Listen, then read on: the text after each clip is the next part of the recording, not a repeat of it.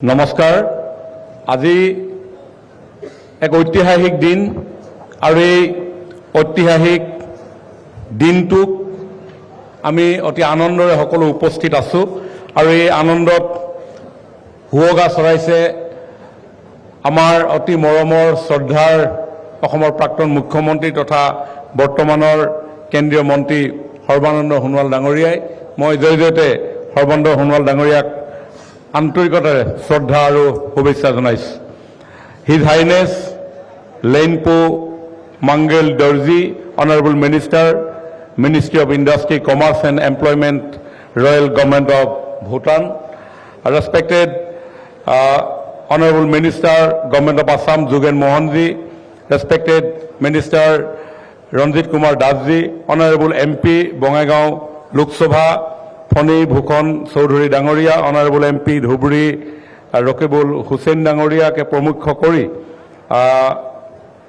Inland waterways authority of ইণ্ডিয়াৰ chairman Bijoy Kumarji and other dignitaries on the dice আৰু অতি মৰমৰ শ্ৰদ্ধাৰ সন্মানীয় ব্যক্তিসকল, it is an immense pride and great honor that we gather here today to witness a landmark moment in the history of Assam and the entire Northeast, the inauguration of Jugighopa Inland Water Transport Terminal.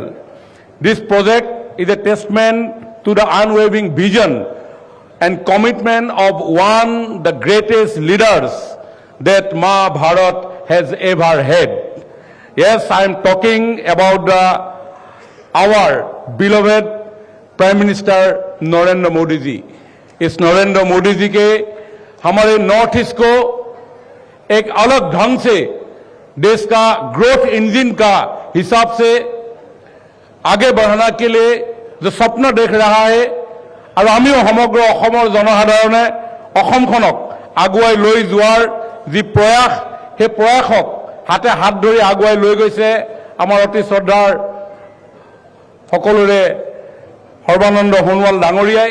কাৰণ তেখেতে যেতিয়াই দায়িত্ব পালে, দায়িত্ব পোৱাৰ পিছতেই ইতিমধ্যে ৰকিবুল হুছেইন ডাঙৰীয়াই কৈছে যে এই ব্ৰহ্মপুত্ৰ सिर्फ एक नदी नहीं है, ये महासागर है আৰু এই মহাসাগৰক আমাৰ ভৱিষ্যতৰ দিনত যাতে আমি আৰু অধিক শক্তিশালীভাৱে আমাৰ অসমখনক আগুৱাই লৈ যোৱাৰ ক্ষেত্ৰত, বিশেষভাৱে বাণিজ্যিক ক্ষেত্ৰক আগুৱাই লৈ যোৱাৰ ক্ষেত্ৰত জলপথ হিচাপে গঢ়ি তুলিবৰ কাৰণে যি প্ৰয়াস কৰিছে, মই ভাবোঁ সৰ্বানন্দ সোণোৱাল ডাঙৰীয়াৰ এই পদক্ষেপে ভৱিষ্যতৰ দিনত অসমক আমাৰ ওচৰ চুবুৰীয়া যিসমূহ ৰাষ্ট্ৰ আৰু তাৰ লগতে আন্তৰ্জাতিক যি বাণিজ্য, এই বাণিজ্য ক্ষেত্ৰখন আগুৱাই লৈ যাবৰ কাৰণে যথেষ্ট আগুৱাই লৈ যোৱাৰ ক্ষেত্ৰত আমাৰ সহায় কৰিব।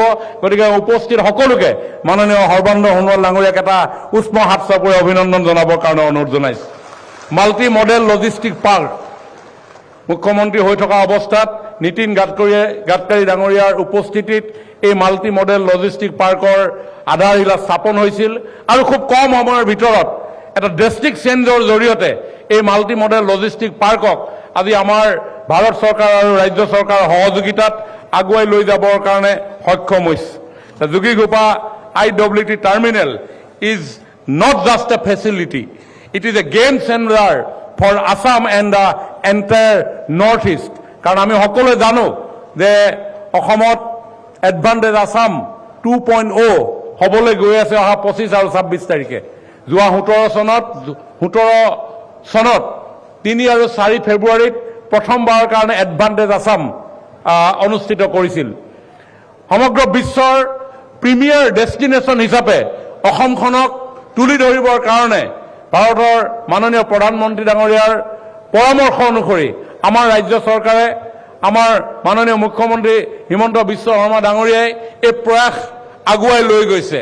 আজি এই লজিষ্টিক পাৰ্কত আজি যি ইনলেণ্ড ৱাটাৰ ট্ৰেন্সপৰ্ট ডিপাৰ্টমেণ্টৰ জৰিয়তে যি আজি এই শুভ উদ্বোধন আজি সম্পন্ন হ'ল, ইয়ে এটা নতুন মাত্ৰা প্ৰদান কৰিব আমাৰ অসমখনত বিশ্ব বাণিজ্যৰ ক্ষেত্ৰ হিচাপে গঢ়ি তোলাৰ ক্ষেত্ৰত আগ্ৰহী বিনিয়োগকাৰীসকলক আকৰ্ষণ কৰিবৰ কাৰণে।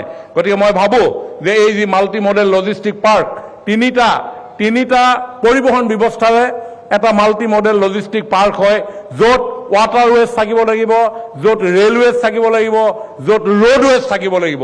আৰু এই যোগীঘোপা তিনিওটা পৰিবহণ ব্যৱস্থাৰ কেন্দ্ৰস্থল, যাৰ পৰা আমি পোনপটীয়াকৈ আজি ভূটানে, আমাৰ ওচৰ চুবুৰীয়া ৰাষ্ট্ৰ ভূটানে যি সপোন দেখিছে গেলেফু মাইণ্ডফুলনেছ চিটি, এই গেলেফু মাইণ্ডফুলনেছ চিটি যেতিয়া সম্পূৰ্ণ হৈ উঠিব, নিশ্চিতভাৱে আমাৰ এই যোগীঘোপাৰ পৰা এটা ইণ্টাৰনেশ্যনেল বাণিজ্যিক কেন্দ্ৰস্থলীলৈ আমি পৰিণত কৰাৰ ক্ষেত্ৰত আমি সক্ষম হ'ম।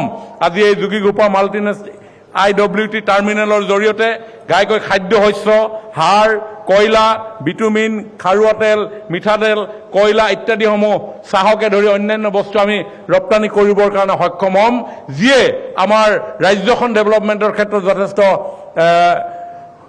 অৰিহণা আগবঢ়াব। গতিকে মই ভাবোঁ যে এই দাঁতিকাষৰীয়া বঙাইগাঁও জিলা, আমাৰ গোৱালপাৰা জিলাৰ জনসাধাৰণ ইয়াৰ পৰা যথেষ্ট উপকৃত হ'ব।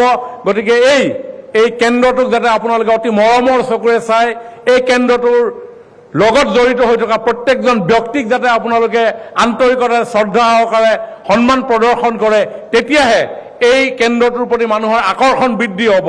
যিকোনো এটা বাণিজ্যিক ক্ষেত্ৰ সৃষ্টি হোৱাৰ ক্ষেত্ৰত স্থানীয় ৰাইজৰ সহযোগিতা অতি প্ৰয়োজন। স্থানীয় ৰাইজৰ যেতিয়া পজিটিভ এটিটিউড থাকিব, সহযোগিতামূলক মনোভাৱ যেতিয়া থাকিব, এই অঞ্চল অট'মেটিকেলি ডেভেলপ হ'ব। আৰু এই ক্ষেত্ৰত মাননীয় আমাৰ ভাৰত চৰকাৰ প্ৰধানমন্ত্ৰী ডাঙৰীয়া নৰেন্দ্ৰ মোদী ডাঙৰীয়া, সৰ্বানন্দ সোণোৱাল ডাঙৰীয়া, মাননীয় মুখ্যমন্ত্ৰী হিমন্ত বিশ্ব শৰ্মা ডাঙৰীয়াকে ধৰি স্থানীয় জনপ্ৰতিনিধিসকলে অহৰহ কাম কৰিছে, কেৱল এটাই উদ্দেশ্য, জনসাধাৰণৰ উন্নয়ন। গতিকে মই আশা ৰাখোঁ আজি এই অনুষ্ঠানত আপোনালোকৰ উপস্থিতি, এই বাৰ্তা সমগ্ৰ অঞ্চললৈ কঢ়িয়াই লৈ যাব। সকলোকে ধন্যবাদ জনাই, নমস্কাৰ জনাই মোৰ বক্তব্য সামৰি মাৰিলোঁ। ধন্যবাদ। জয় হিন্দ।